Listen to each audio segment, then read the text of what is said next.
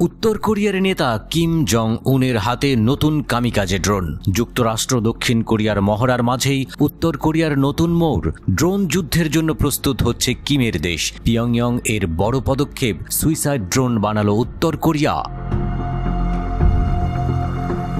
ড্রোনটির কর্মক্ষমতা পর্যবেক্ষণ করেছেন দেশটির নেতা কিম জং উন। মানববিহীন এই ড্রোনে কৃত্রিম বুদ্ধিমত্তার বিকাশে গবেষকদের প্রতি আহ্বান জানান তিনি। উত্তর কোরিয়ার রাষ্ট্রীয় সংবাদ মাধ্যম KCN এর বরাত দিয়ে এক প্রতিবেদনে এ তথ্য জানিয়েছে বার্তা সংস্থা রয়টার্স। পরীক্ষায় দেখা যায় ড্রোনগুলো নির্ধারিত বিভিন্ন রুটে উড়ে লক্ষ্যবস্তু শনাক্ত ও ধ্বংস করতে সক্ষম।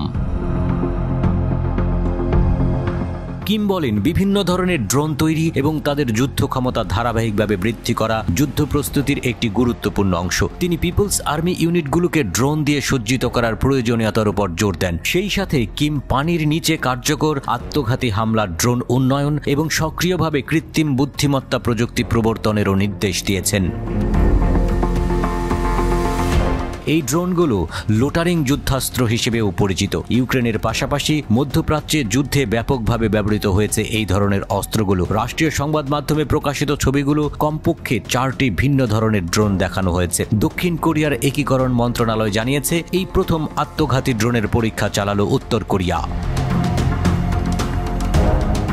গত কয়েক বছরে দূরপাল্লার ব্যালিস্টিক ক্ষেপণাস্ত্র পরীক্ষা ও পারমাণবিক কর্মসূচিতে বড় ধরনের অগ্রগতি করেছে উত্তর। সেই সঙ্গে নিজেদের কৌশলগত যুদ্ধের সক্ষমতা বাড়িয়েছে। টাইমস অফ ইন্ডিয়ার প্রতিবেদনে বলা হয়, ল্যান্সেট 3 এর মতো নতুন ড্রোনগুলো দক্ষিণ কোরিয়ার যুদ্ধ ট্যাঙ্কের মতো দেখতে একটি লক্ষ্যবস্তুকে ধ্বংস করতে দেখা গেছে।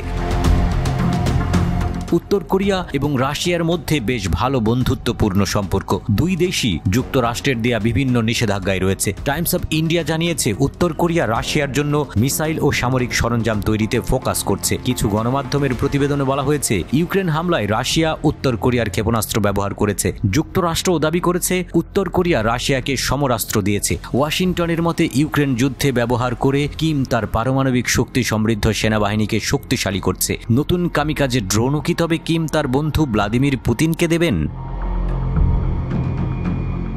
গত জুনে রাশিয়া ও উত্তর কোরিয়া একটি সার্বিক কৌশলগত অংশীদারিত্ব চুক্তি সই করে। চুক্তিতে কোনো পক্ষ আগ্রাসনের শিকার হলে পারস্পরিক সহযোগিতার কথা বলা হয়েছে।